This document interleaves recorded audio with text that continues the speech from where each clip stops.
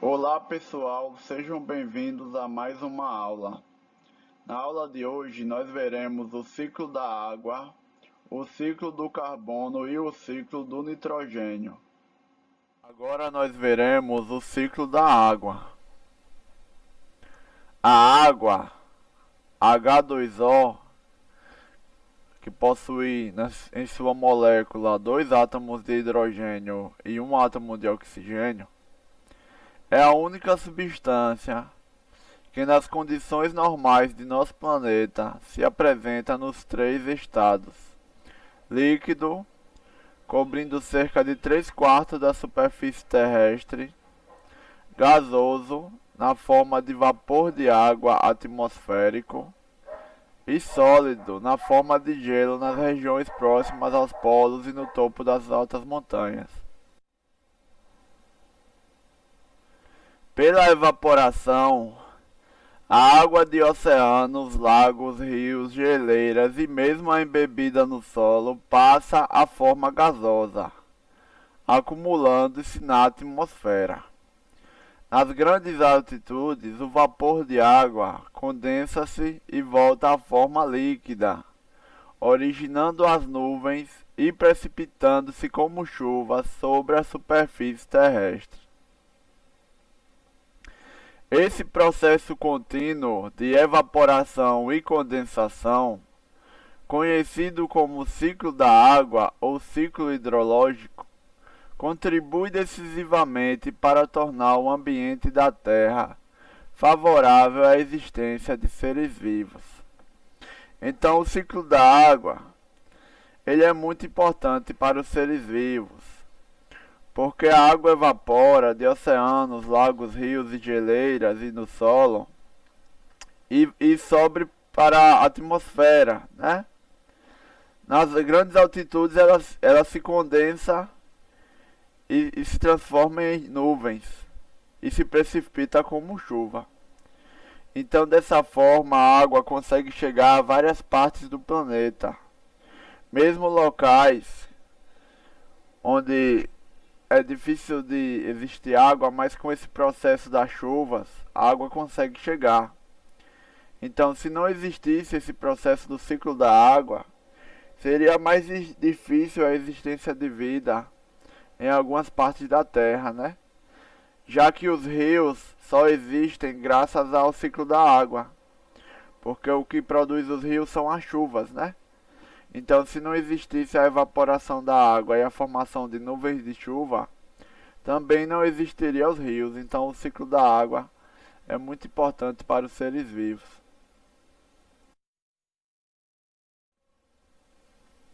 Parte do caminho da água na natureza passa pelos seres vivos, uma vez que a água é essencial à vida. As moléculas de água fazem parte do citoplasma das células e dos diversos fluidos corporais dos seres vivos: sangue, seiva, urina, etc. Nas células vivas, as moléculas de água participam de diversos processos vitais. Então a água, ela é muito importante para os seres vivos. Sem a água não existiria a vida como nós a conhecemos, né? Porque todos os seres vivos, eles possuem água em suas células. E sem a água, a vida que nós conhecemos atualmente não existiria, né? Porque a água é essencial à vida, pois ela participa de muitas reações químicas e ela é o solvente dos seres vivos, onde as moléculas orgânicas e as reações vitais ocorrem em meios aquosos. Então a água é essencial para a vida. A maioria das plantas obtém água do ambiente pelas raízes. Os animais obtêm água ingerindo-a na forma líquida ou comendo alimentos ricos em água. A água presente em plantas e animais retorna continuamente ao ambiente por meio da transpiração, processo que consiste na transformação do suor presente na superfície corporal em vapor d'água. Muitos animais também eliminam água na urina e nas fezes. Finalmente, com a morte dos organismos, a água que estava em seus corpos acaba sendo devolvida ao ambiente, processo que conta com a participação dos decompositores. Então a água, ela vem para os seres vivos, já que ela é essencial à vida. Porém, ela retorna continuamente para o ambiente, na forma da evaporação, do suor dos animais ou da transpiração das plantas, na forma de fezes, na forma de urina. E quando os seres vivos morrem, aquela água presente em seus corpos também volta para o solo no processo de decomposição. Então a água vai para os seres vivos, mas ela também retorna para o ambiente.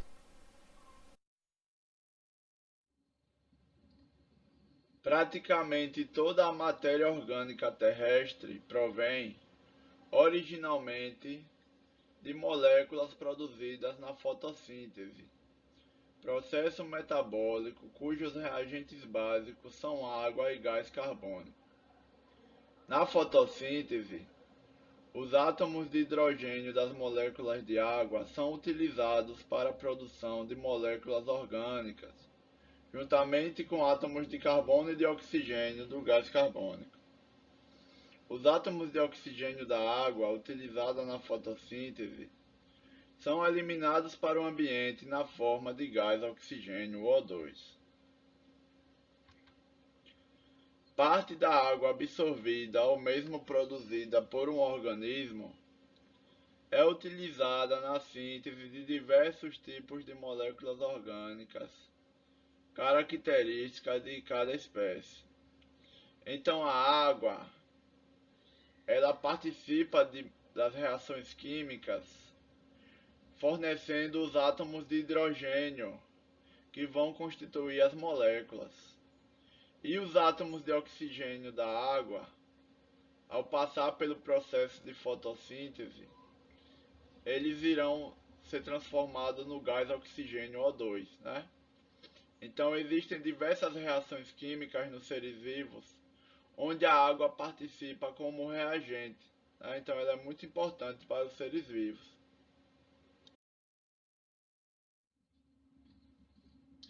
Moléculas de água e de gás carbônico são produzidas durante a respiração celular. Nesse processo, moléculas orgânicas nutritivas são degradadas na presença de gás oxigênio para a obtenção de energia metabólica. Existe uma multiplicidade de processos e associações e reassociações de que a água participa na natureza. Então, na respiração celular, as moléculas orgânicas, juntamente com o gás oxigênio, são transformadas em gás carbônico e água. Nesse processo ocorre a liberação de energia utilizada para a produção do ATP, que é uma molécula que fornece energia para a célula.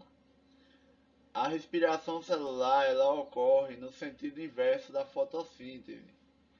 Enquanto na fotossíntese gás carbônico e água é utilizado para produzir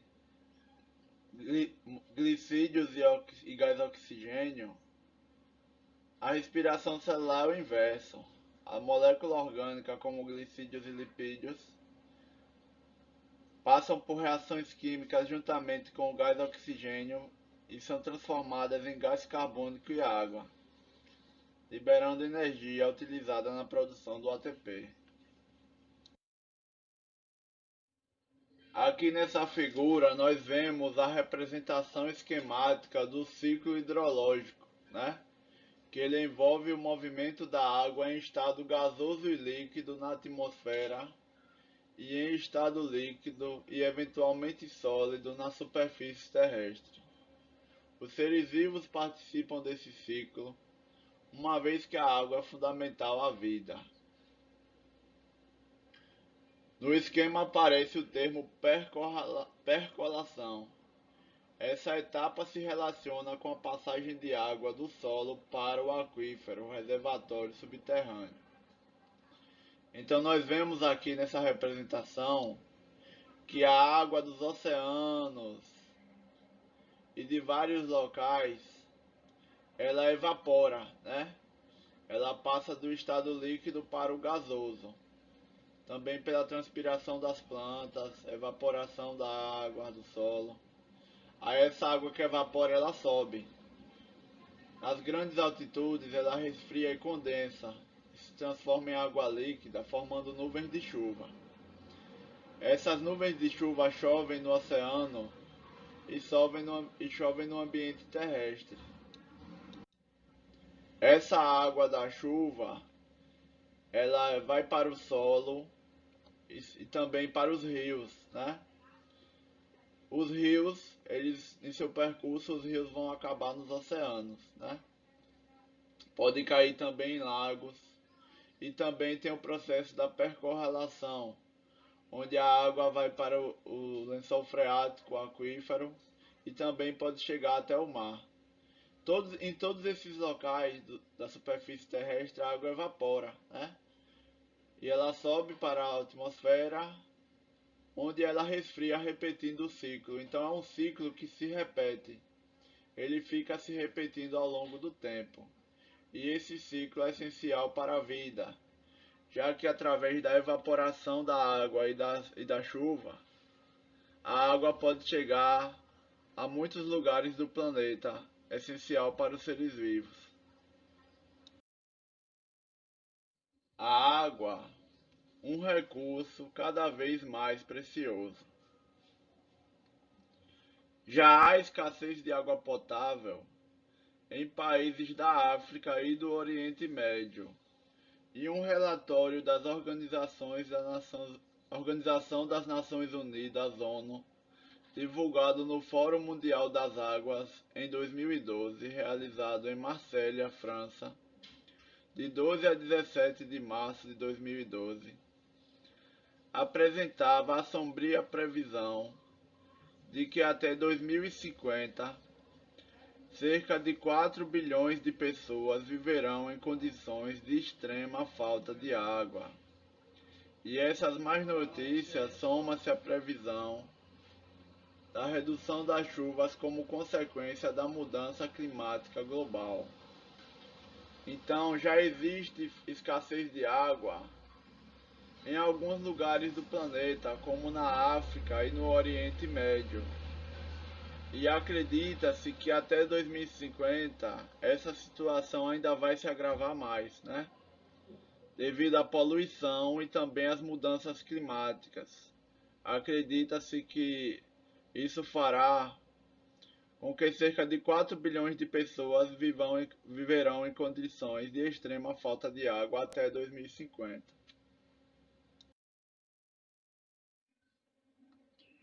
Cerca de 97,5% da água presente em nosso planeta é salgada, constituindo mares e oceanos. O restante, cerca de 2,5%, é de água doce, porém ela se encontra quase toda congelada ou no subsolo. Apenas aproximadamente 0,01% está acessível para o consumo humano.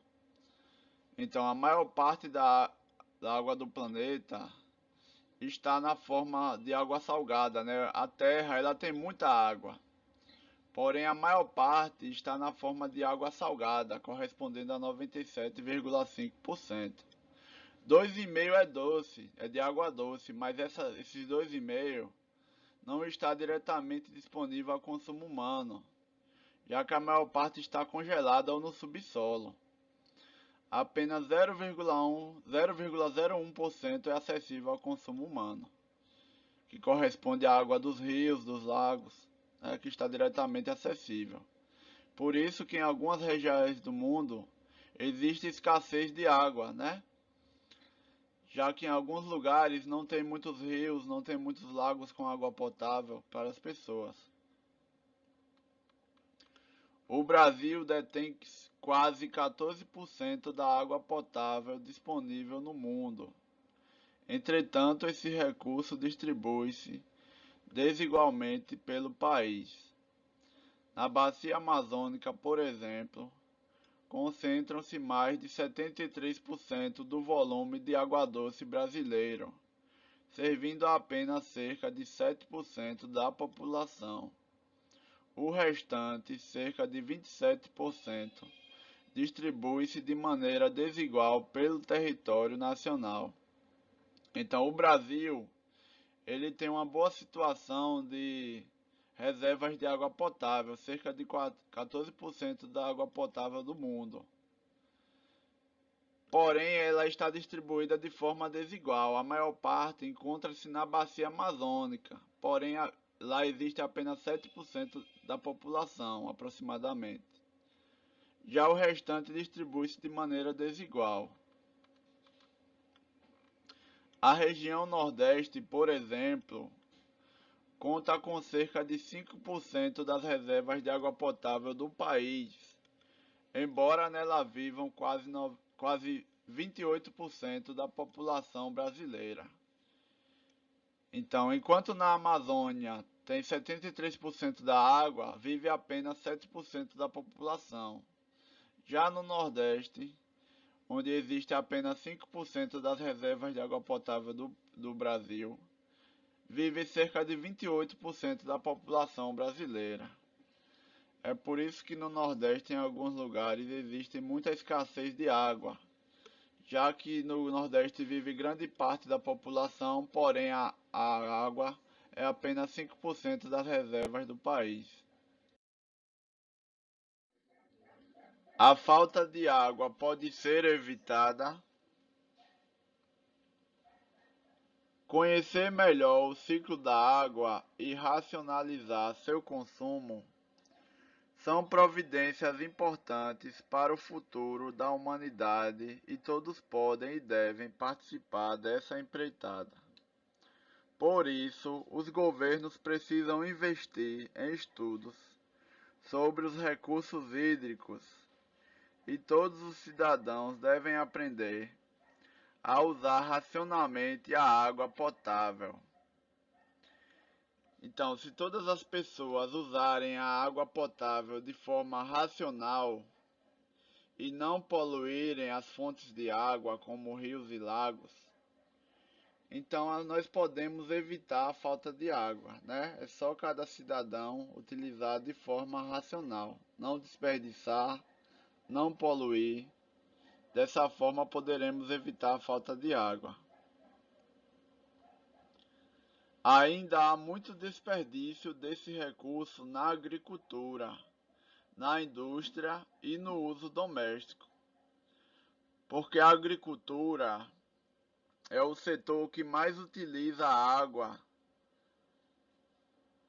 de modo geral, né? O consumo doméstico ele não consome tanta água assim.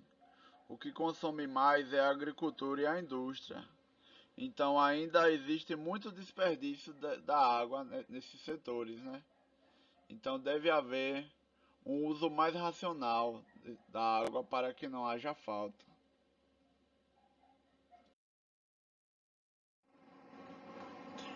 De acordo com a ONU, cada pessoa necessita de cerca de 110 litros de água por dia para atender às necessidades de consumo e higiene. No entanto, no Brasil, o consumo por pessoa pode chegar a mais de 200 litros por dia.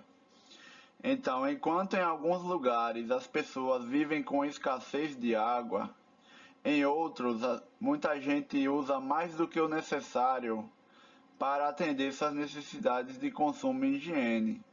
Por exemplo, uma pessoa dos Estados Unidos utiliza em média 500 litros de água por dia. Então tem lugares lá nos Estados Unidos onde as pessoas chegam a utilizar 500 litros de água por dia.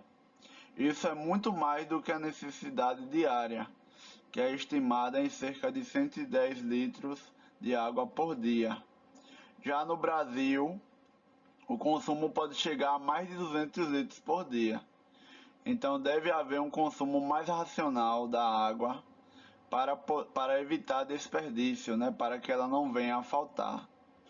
Então, quando tomar banho, desligar o chuveiro enquanto estiver se ensaboando, evitar utilizar mangueira para lavar as coisas, né? Então existem várias medidas que podem ser tomadas para evitar o desperdício de água. Agora nós veremos o ciclo do carbono. O carbono forma a estrutura básica de todas as moléculas orgânicas. Os átomos desse elemento químico circulam entre o ambiente e os seres vivos, o que constitui o ciclo do carbono. Parte substancial das moléculas orgânicas produzidas na fotossíntese ou na quimiossíntese, degradada logo em seguida pelo próprio organismo autotrófico para a obtenção de energia necessária ao metabolismo. Nesse processo de degradação, principalmente a respiração celular e a fermentação, o carbono que constituía as moléculas orgânicas degradadas é devolvido ao ambiente na forma de CO2, que é o gás carbônico. O restante da matéria orgânica permanece integrado ao corpo do organismo autotrófico, constituindo sua biomassa. Então, o carbono ele está presente em todas as moléculas orgânicas. Então, é um elemento muito importante aos seres vivos, né? Sem o carbono não existiriam as moléculas orgânicas, então ele é muito importante. Os organismos autotróficos, através da fotossíntese ou da quimiossíntese, conseguem utilizar o gás carbônico para produzir moléculas orgânicas. E parte dessas moléculas orgânicas são utilizadas pelo próprio organismo autotrófico na respiração celular, né? E volta para o ambiente na forma de gás carbônico. Aquilo que não é gasto vai fazer parte da biomassa do organismo.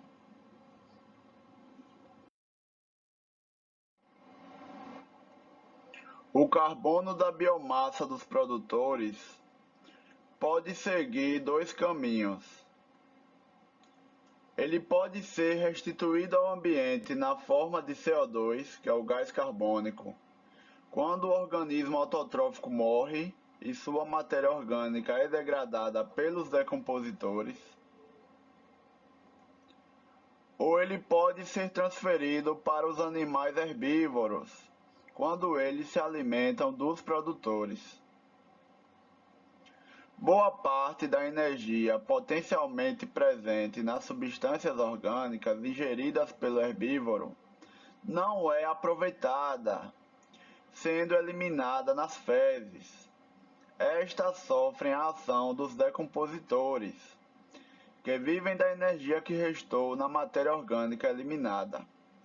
Então, o carbono da biomassa dos produtores ou ele volta para o ambiente na forma de gás carbônico quando os produtores morrem e sofre a ação dos decompositores, ou ele passa para os animais herbívoros quando eles se alimentam dos produtores e adquirem as moléculas orgânicas. Boa parte desse alimento que o herbívoro ingere ele não consegue aproveitar, já que os vegetais têm muitas moléculas de celulose que não são fáceis de serem digeridas e acabam não sendo digeridas e sendo eliminadas pelas fezes, né? Então, pela ação dos decompositores, eles acabam decompondo esses restos de fezes e animais mortos e organismos mortos e fazem com que o carbono volte para a atmosfera na forma de gás carbônico.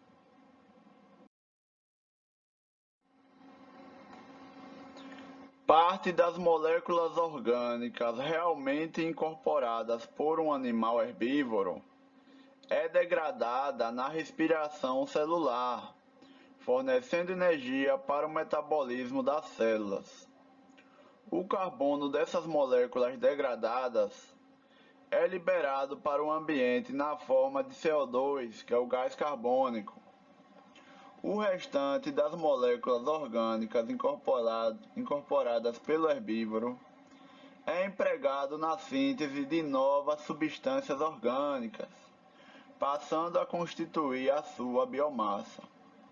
Então, daquilo que o animal herbívoro consegue aproveitar do que ele ingeriu, que realmente ele consegue digerir e absorver, boa parte é gasta na respiração celular para fornecer energia para as atividades vitais das células. O restante vai constituir a biomassa do animal herbívoro, como suas proteínas, seus músculos, suas gorduras, seus ossos, sua pele, seus pelos. Então, aquilo que ele não gasta na respiração vai servir de matéria-prima para constituir a própria biomassa do organismo herbívoro.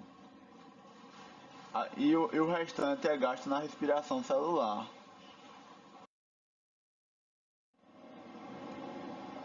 Ao se alimentar de um herbívoro, um animal carnívoro também é incapaz de aproveitar parte significativa do potencial energético do alimento que é eliminada nas fezes.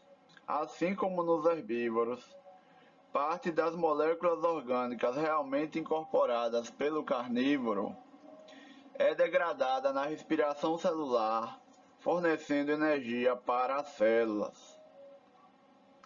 Na respiração, o carbono das moléculas degradadas é liberado na forma de CO2. O restante das moléculas orgânicas incorporadas pelo carnívoro é transformado, sendo empregado na síntese de novas substâncias orgânicas e passa a integrar sua biomassa. Portanto, o carbono originalmente captado pelos produtores na fotossíntese passa de um nível trófico para outro, ao mesmo tempo que retorna aos poucos à atmosfera durante os processos metabólicos dos organismos e pela ação dos decompositores, que atuam em todos os níveis tróficos. Então, o animal carnívoro que se alimenta do herbívoro, ele adquire do herbívoro as moléculas orgânicas que, por sua vez, ele adquiriu dos produtores. Então, o animal carnívoro, ele não consegue também aproveitar tudo aquilo que ele come e parte é eliminada nas fezes. Daquilo que ele aproveita, boa parte é gasto na respiração celular para a obtenção de energia. E o que sobra vai constituir a biomassa do animal carnívoro, né? Vai constituir a sua biomassa. Então, aquela energia o gás carbônico que foi incorporado pelos produtores na sua matéria orgânica, ela acaba passando para os outros níveis tróficos, né? O herbívoro, como o produtor, adquire as moléculas orgânicas. O carnívoro come o herbívoro e também adquire as moléculas orgânicas. Aquilo que é gasto na respiração celular retorna para o ambiente na forma de CO2, que é o gás carbônico. Aqui nessa figura nós temos uma representação esquemática do ciclo do carbono, né? O carbono ele entra para os seres vivos através dos organismos produtores. Nesse exemplo, os produtores são as plantas, né? Então as plantas, elas utilizam o gás carbônico atmosférico para poder produzir a sua matéria orgânica através do processo de fotossíntese. Uma parte dessa matéria orgânica que a planta produz retorna para o ambiente na forma de gás carbônico, já que a planta também realiza a respiração celular, né? As plantas também realizam respiração celular, ou seja, elas fazem fotossíntese e também respiração celular. E parte do carbono que elas incorporaram em molécula orgânica volta para o ambiente na forma de gás carbônico. Ao se alimentar das plantas ou de outro organismo produtor, os animais herbívoros adquirem o carbono presente nas moléculas orgânicas da planta. Ao realizar respiração celular, parte desse carbono retorna para o ambiente na forma de CO2, que é o gás carbônico. Quando o animal morre, os decompositores vão decompor a matéria orgânica presente nele e também vão decompor a matéria orgânica dos excrementos, como as fezes. E dessa forma, sofrendo essa decomposição, a matéria orgânica vai liberar também o gás carbônico, que vai retornar para a atmosfera. A morte e decomposição de plantas e animais também vão sofrer a decomposição pelos micro-organismos decompositores e vão produzir gás carbônico que vai voltar para a atmosfera. Esse gás carbônico, retornando para a atmosfera, pode ser utilizado novamente pelos produtores, como as plantas, para produzir moléculas orgânicas e dessa forma repetir o ciclo, né? Que das plantas passa para os herbívoros, do herbívoro para o carnívoro e assim sucessivamente. Aquilo que é gasto na respiração celular volta para a atmosfera na forma de gás carbônico e assim o ciclo vai se repetindo. Agora nós veremos o ciclo do nitrogênio. O ciclo do nitrogênio consiste na circulação de átomos de nitrogênio entre os seres vivos e a parte não viva do ambiente. O nitrogênio faz parte de diversas moléculas orgânicas, entre elas as proteínas e os ácidos nucleicos. O maior reservatório de nitrogênio do planeta é a atmosfera, onde esse elemento químico se encontra na forma de gás nitrogênio ou nitrogênio molecular, que é o N2, perfazendo cerca de 79% do volume do ar. Apesar dessa quantidade disponível no ar, a maioria dos seres vivos não consegue utilizar diretamente o N2, o gás nitrogênio. Apenas algumas poucas espécies de bactérias, genericamente chamadas bactérias fixadoras de nitrogênio, são capazes de incorporar os átomos de nitrogênio do N2 em suas moléculas orgânicas, fenômeno denominado fixação do nitrogênio. Então, o maior reservatório de nitrogênio é a atmosfera, na forma do gás nitrogênio.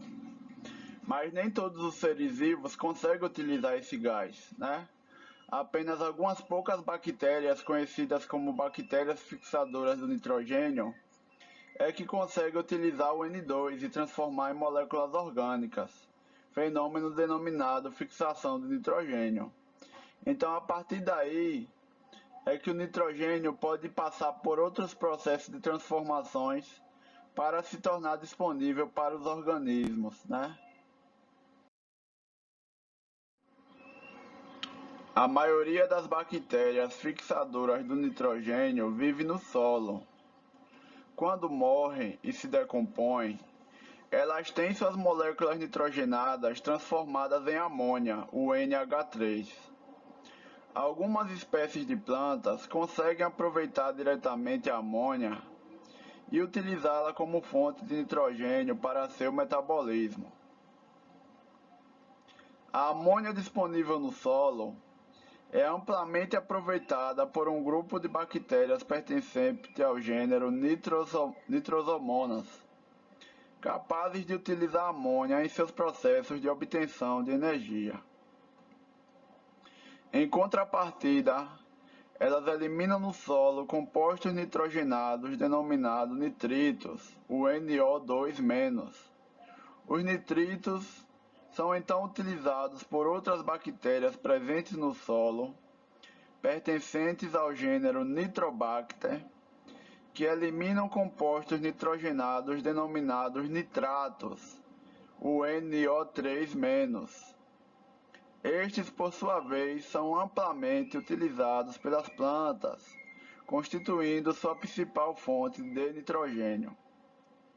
Então, como as bactérias fixadoras do nitrogênio são capazes de transformar o N2 atmosférico, o gás nitrogênio, em moléculas orgânicas nitrogenadas, quando elas morrem e são decompostas, a decomposição produz amônia, que algumas plantas conseguem utilizar, mas não todas.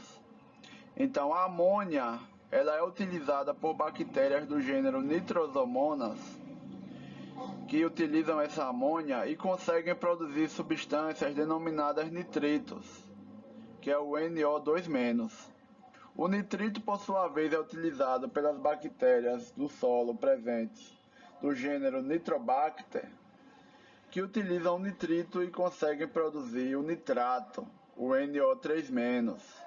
O nitrato, por sua vez, é amplamente utilizado pelas plantas, sendo a principal fonte de nitrogênio.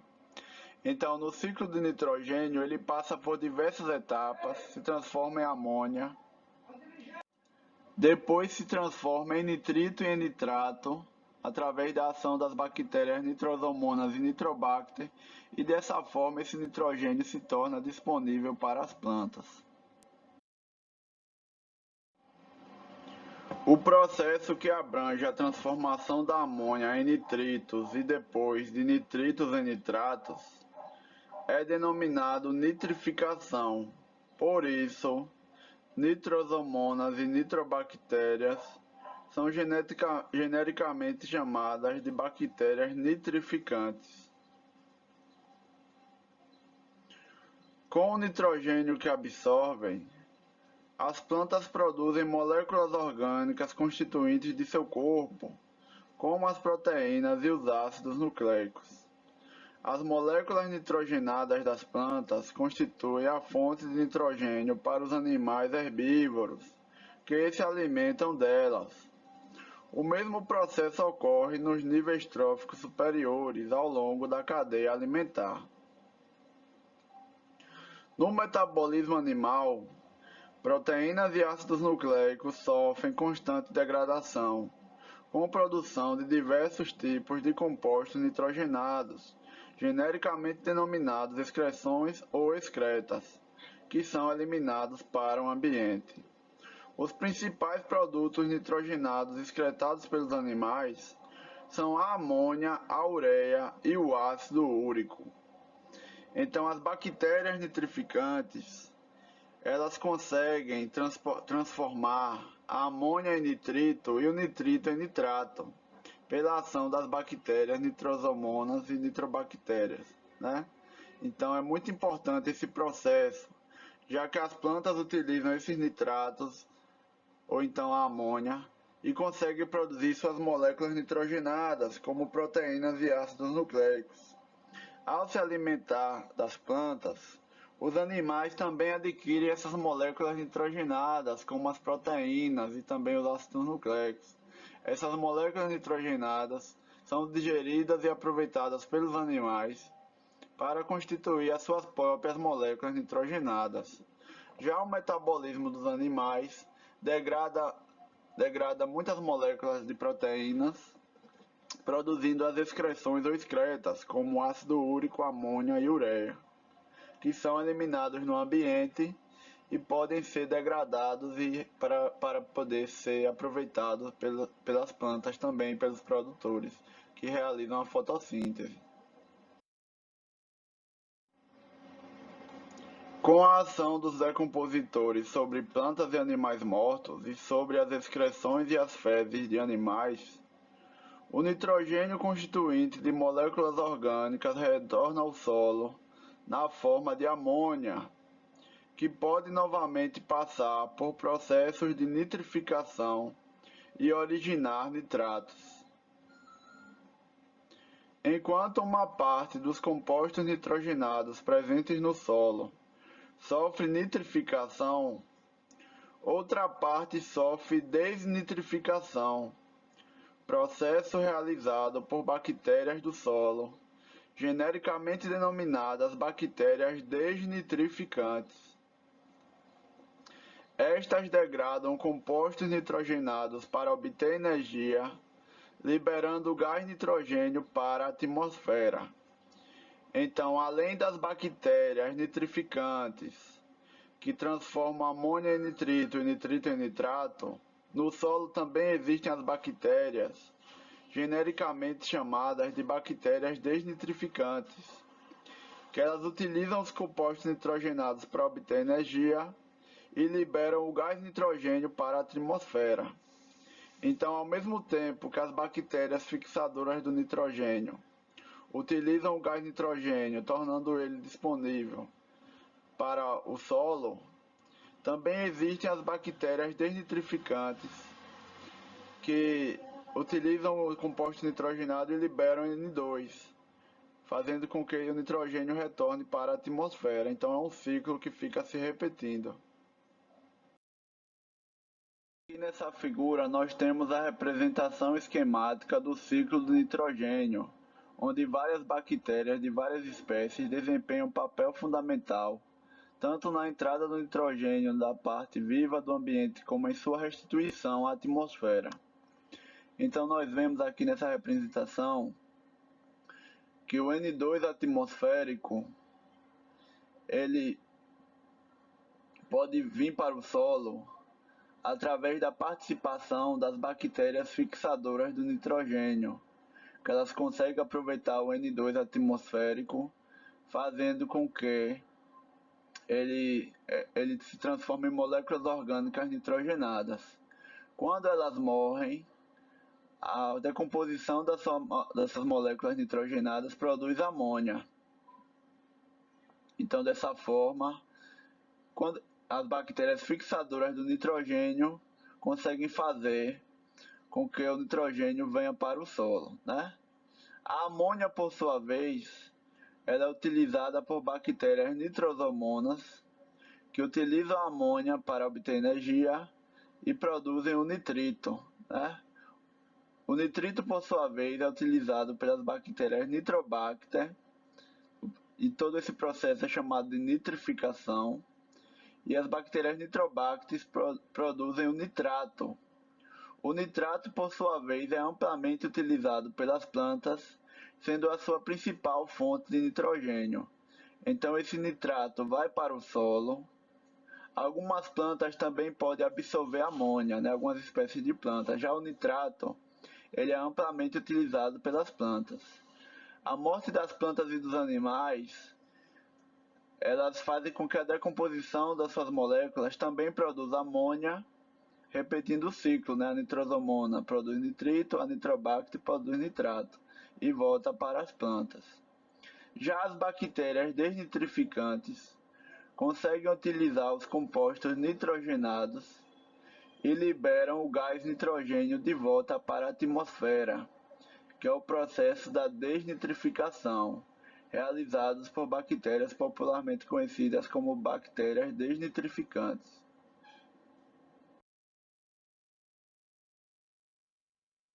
Então, pessoal, estamos chegando ao fim de mais uma aula. Muito obrigado a todos. Não esqueçam de se inscrever no canal. Deixe um like e um comentário. Também ativem o sininho das notificações. Muito obrigado a todos e até a próxima. Valeu!